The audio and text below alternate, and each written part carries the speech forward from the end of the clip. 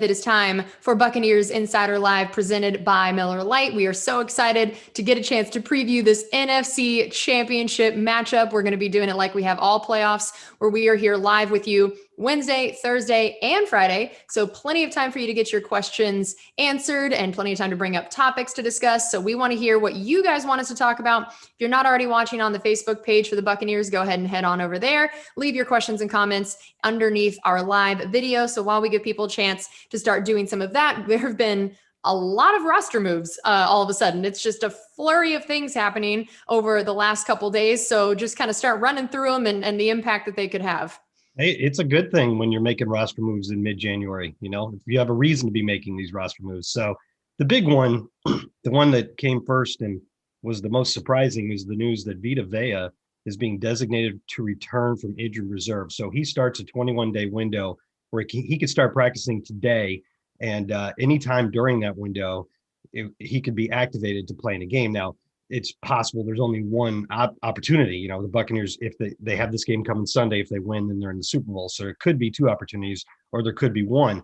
I think what they're going to do is they're going to put him on the practice field and see if he's good enough to go on Sunday. So it's certainly possible. And I guess before we get the comments and questions, I should preemptively eat some crow on this one, because we've been asked about Vita Vea and OJ Howard and the possibility of either coming back from their early season injuries. And I was going based on my latest intel from mid-November, when Bruce Arians said he didn't think that was likely at all. And obviously things have changed, and that's good news. And I'm happy to be wrong in this case. So sorry for leading everyone astray on that one, but now it's a shot. Kenyon Barner, the running back, who's been on for just 3 weeks, he also, with a groin injury, he also has been designated to return and will start practicing. Kevin Minter has been activated from the reserve COVID list. Deion Buchanan has been promoted from the practice squad, and unfortunately, the bad luck Jack Sitchie is on injured reserve once again with his broken arm. So a lot of changes at inside linebacker, and interestingly, you get right back to where the Buccaneers started last season under Bruce Arians, with Devin White and Levante David starting, backed up by Kevin Minter and Deion Buchanan. Yeah, that's a really interesting point. And yes, I agree with you that if we were going to be wrong about something, I'm really glad that it was this direction about Vita. This is a great surprise. And I think this is a great topic somebody brought up, basically saying, can you help us appreciate how incredible the front office has done this season in terms of free agents, draft picks, and everything under the salary cap, of what we have seen, especially in this last week, from the draft class from last year, and just what they have been doing, what Jason Light and his department have done to get this team to a position to be in the NFC Championship game. Well, I can tell you who really appreciates what Jason Light has done, and that is Bruce Arians, who said on Monday that he thinks that Jason Light should be the executive of the year. And listen, this isn't like revisionist talk here.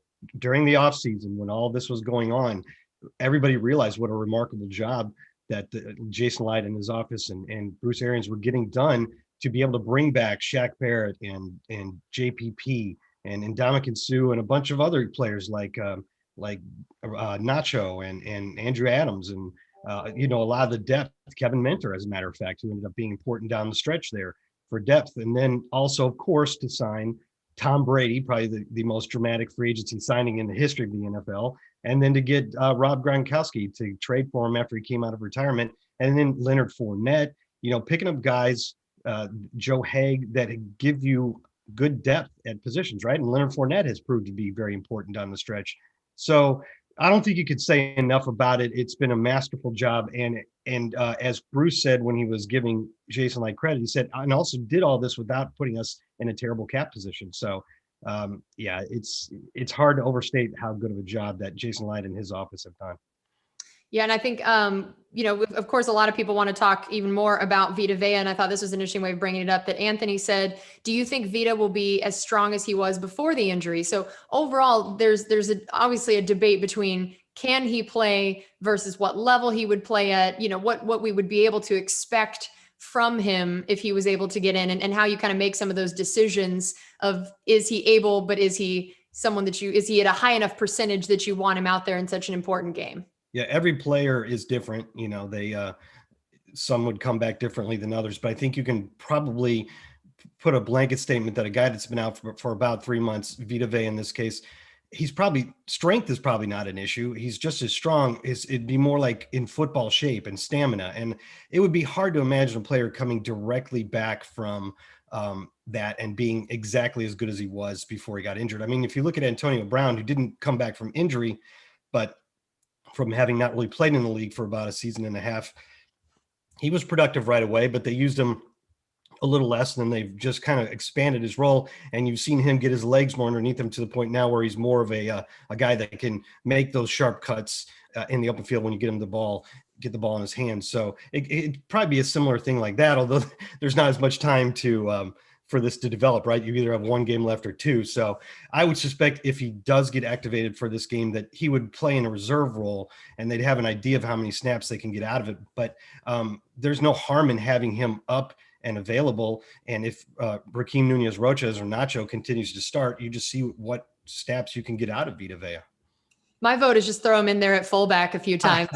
That'd be good too. Yeah. Yeah. If you're only going to get a few snaps out of him, let's have it be that, all right. And I think Denny asked, how do you see the Buccaneers handling playing in the snow? Well, there's not supposed to be a ton of snow. I mean, the last I look, it's intermittent showers, and that's mostly early, only an inch, I think they said. And, for us Floridians, an inch of snow seems like a lot, but I don't think you'd really be like, trudging through snowbanks or anything. So, I don't know about you. I always found that snow was a lot better than rain. I'd rather I'd rather be outside in snow than rain. It almost seems to warm things up a little bit. And I don't think the Bucs will have a big problem with that. Everybody earlier this week said it's just a mental thing. You have no problem staying warm on the sidelines with all the heating gadgets that they have. And once you get out on the field and start running around, you don't feel cold. And I think Tom Brady has a little experience playing in the cold. I'm not positive about that, but I think he knows a thing or two about that as well. Michael asked, what happened to special teams against the Saints? And of course, he doesn't mean the kicking part. The main thing that happened was Deontay Harris happened. And Coach Arians, each of the last two times we played New Orleans, Coach Arians has volunteered Deontay Harris's name as the guy he's afraid of. Like, he'll be asked about Michael Thomas and end up talking about Deontay Harris. And that kid has unbelievable speed and shiftiness. And, on the first one, we got a guy down there, Jaden Mickens, and he got the hit and could have been a big play, but he just didn't get him down. And, when you make a miss like that, often that opens up a lane, and that's what happened. But that guy is just really, really good. If you look back at it, we had struggles with him previously in the season too. So that's what happened to it. Now, I'm sure that Keith Armstrong would break it down in a much more detailed way and say maybe this guy got out of his gap or this guy got out of his gap, but you're not going to run into a Deontay Harris very often, fortunately. Right. Yes, that is very true. Richard asked, do you think we'll get the same pressure to Rodgers as we did in week 6? Well, I sure hope so, because I think that's easily the best chance that we have in this game. Aaron Rodgers, if you look at all of his games this season, that one was an anomaly. It's the only one where he didn't throw a touchdown pass. It's the only one where he threw more than one interception. He's been pretty much playing at an incredible level and a very productive level every single week, except for that one. So, and we sacked him 4 times, got a lot of pressure on him. So obviously the Bucs are capable of doing that. It's one thing to say that's the formula and the Bucs have done it before, and it's another thing to go out and do it. So obviously, yeah, the Bucs can. We'll see if it happens. And we had another question asking, do you see us playing the same kind of tight coverage that we did against the Saints, against the Packers, in terms of how that matchup would look? It's a little bit different, and I would suspect you'd see more of a mix like we get in most weeks, because the Saints and Drew Brees, they were not throwing the ball downfield at all. Going into that game, Drew Brees was throwing the ball. His passes went an average of about 5 yards through the air. And that was about, I think, maybe second lowest among all qualifying quarterbacks. So you weren't really concerned about him going deep, which is the concern, obviously, if you play a lot of press man coverage. You get beat at the line and they get right past you and can make plays downfield. Now, Aaron Rodgers threw the second most deep passes, which I think is defined as 20 yards in the air downfield, second most deep passes in the NFL this year at 74. He completed the most of them at 31. And on those plays had 12 touchdowns and no interceptions. So the Packers can very much get the ball downfield and will try to. So I don't think you can play all press all day, all tight all day. I think Todd Bowles will do what he does well, and that's mix things up and anticipate what's coming and try to disguise things and try to, get the quarterback thinks he's getting one look and then he ends up getting another look. So Yeah, there'll be times when we play that aggressively, as is the case every week, but probably not to the extent that they did in New Orleans. And Martin had a sort of combination question, part for me, part for you. He said, Casey, how much more fun is it for you to be covering a team winning in the postseason? And then he said, Scott, how much does this feel similar to 0-2 and going on the road to get to the Super Bowl? So for my part, it is very fun, although it is also very sad because I am doing it from my couch. So of all the years for this to be happening, I am not nearly as involved in it as I would like to be, or I would be in normal years. But of course, yes, it is incredibly fun to get to do the interviews, watch the games, be involved when they're winning 1000%. So yes, Scott, how about you?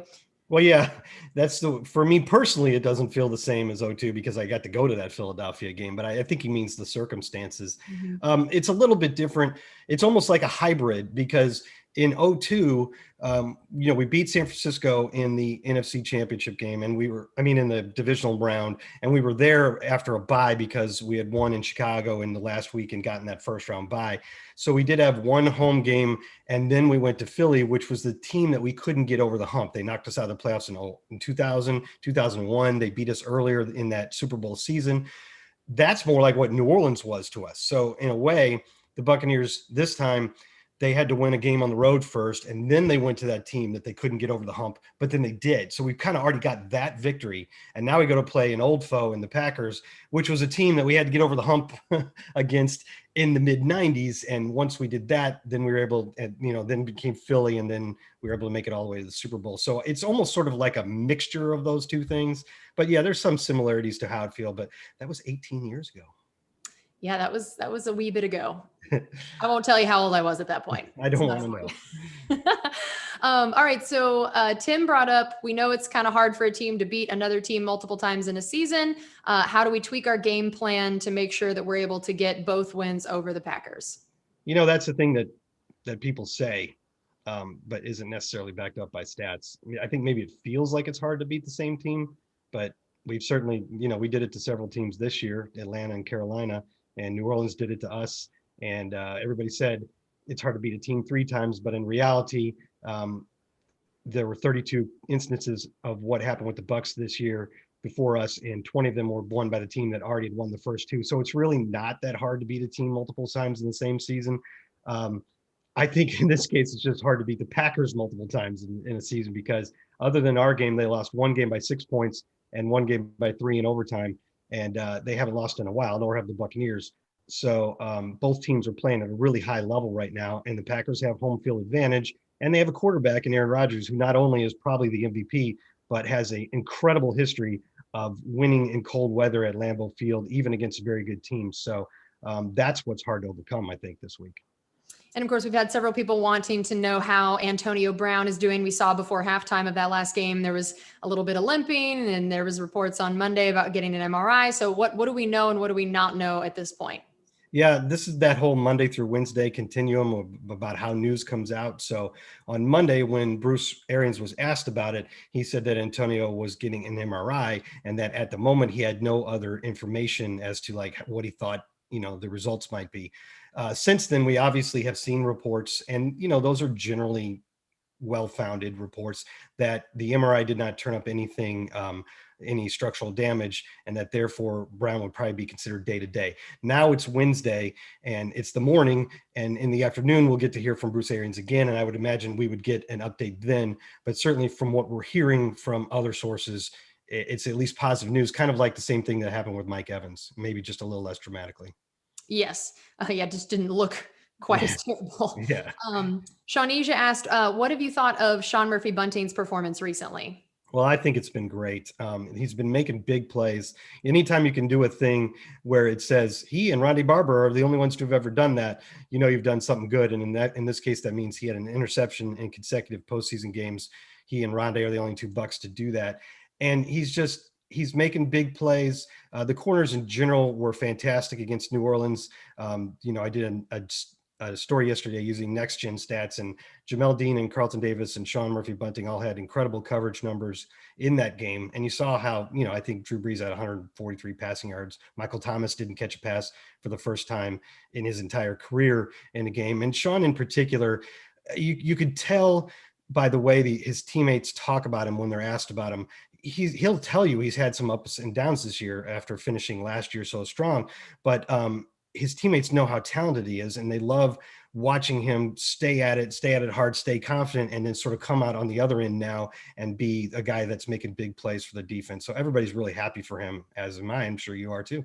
Yeah, absolutely. And Richard asked, do you think Antonio Brown should return kicks? And I don't know if maybe this isn't the question for this particular game because he is maybe coming off an injury, but more of the overall big picture. Why have we not been using him as much in that way?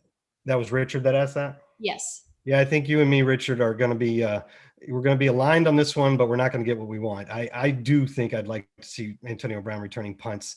You know, our punt return game has been, solid, right? But certainly no big splash plays, and he's shown he could do that. And if you got this guy on your roster, why not utilize that option too? But I think that Bruce Arians has made it pretty clear that he doesn't want to use Brown in that role unless he absolutely has to. And so I don't think we're going to see that. And I understand that side of it, obviously. And like you said, it's probably a different story now that he has a knee issue. But even without the knee issue, I don't think they want to expose him to the possibility of injury on such a play. So I can understand that certainly, but I think I'm with Richard that I'd like to see some punt returns. All right. Well, that is going to do it for us on this edition of Buccaneers Insider Live presented by Miller Lite. Thanks so much for joining us. And I know there were definitely some amazing questions we didn't get a chance to get to, but we are coming back here tomorrow morning and Friday morning at 10 a.m. So if we didn't get to yours, come back then and ask it then. And thanks as always for joining us. We'll see you tomorrow.